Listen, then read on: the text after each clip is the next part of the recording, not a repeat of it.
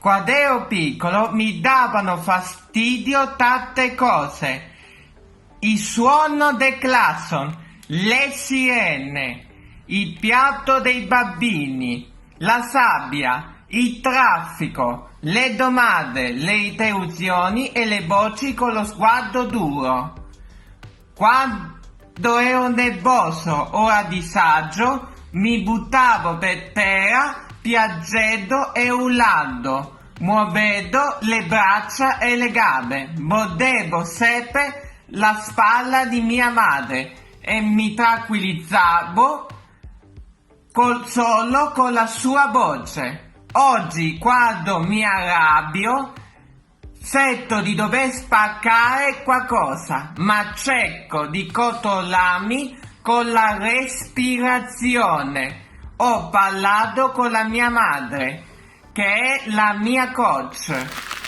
I morsi per rabbia o per qualsiasi altra cosa, ovviamente non è che perché uno è autistico è autorizzato a mordere. Io avevo l'istinto di mordere molto forte, a volte mi mordevo io di nascosto dopo che mi hanno fatto notare che no, non era normale, perché mi calmava,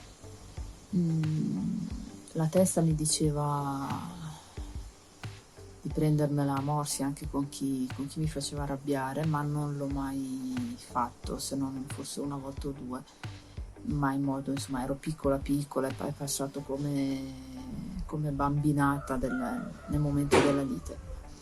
Dopo mi sono sentita in colpa e non l'ho più fatto, sono riuscita a frenarmi. È quasi un istinto primordiale, come scappare dal fuoco quando lo si vede o rispondere di scatto a un atteggiamento di qualcuno che ti fa qualcosa. È una reazione istintiva, nervosa, di rabbia, però non è ammissibile. Io so ci sono genitori che sopportano anche i morsi, io non l'ho minimamente accettato da mia figlia. Mi sono arrabbiata moltissimo, mi sono rivolta verso di lei con una rabbia forte, con un'arrabbiatura molto forte e verbalmente violenta, perché non si doveva assolutamente permettere. Anche se lei è autistica, forse sensorialmente lo è anche più di me, forse, ma non si deve permettere di invadere quella che è il mio corpo, così come io non posso invadere quello che è il corpo degli altri mordendolo.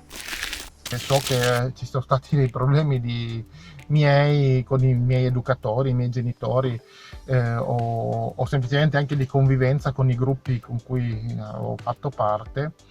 Probabilmente avevo dei comportamenti non adeguati, dei quali però io non mi rendevo conto e nessuno mi parlava, perché probabilmente erano visti come miei brutto carattere. Allora, prima di parlare di comportamenti problema, definizione che detesto perché è troppo facilmente strumentalizzabile, occorre chiarire cosa siano. Quindi si parla di comportamenti problematici quando ci troviamo di fronte a comportamenti che nocciono alla persona autistica o alle altre persone, fondamentalmente. Per esempio, comportamenti violenti verso se stessi o altri. Mentre invece stereotipie, atteggiamenti ritenuti non convenzionali o imbarazzanti socialmente anche, non sono comunque comportamenti problema, sono soltanto la legittima espressione di un funzionamento differente. La prima cosa che mi viene in mente quando sento la definizione di comportamento problema è chiedermi: ma problema per chi? Problema di chi?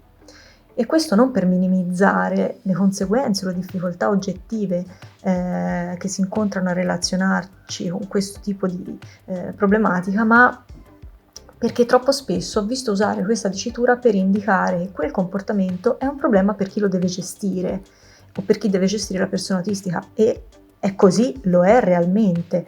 Però non ci si ferma a pensare a volte al fatto che quel comportamento è la spia del fatto che ad avere un problema a monte è la persona autistica. Quindi personalmente tratto i comportamenti problema come fossero una febbre. La febbre è utile a rendermi conto che c'è un'infezione in corso e a meno che questa non superi una certa soglia di 38, di 39 gradi, evito di abbassarla artificialmente senza aver capito da cosa dipende, perché mi privo di un importante indicatore dello stato dell'infezione. Infatti, se somministro paracetamolo, la febbre passa per effetto di quello, ma non necessariamente perché ho risolto l'infezione, quindi potrei non aver risolto la causa e provocare così un danno maggiore. Nel caso della febbre, magari la febbre torna una volta sospeso il paracetamolo. Nel caso dei comportamenti problema non è detto che sia così. Guardando la cosa da questo punto di vista diventa lampante l'urgenza di trovare la causa del malessere che dà origine a un comportamento tanto lesivo come azione prioritaria e non solamente cercare di scoraggiare la persona autistica a comportarsi in quel modo, perché ottenere l'estinzione del comportamento problema senza comprenderne e risolvere l'origine può significare portare la persona autistica a soffocare dentro di sé il bisogno di manifestare il proprio malessere, a chiudersi, ad accettare di non essere compreso e ad accettare anche di non comprendere se stesso talvolta e il proprio disagio, e in poche parole abituarsi a sopportare. E questo è tanto logorante da portarci negli anni verso un baratro psicoemotivo.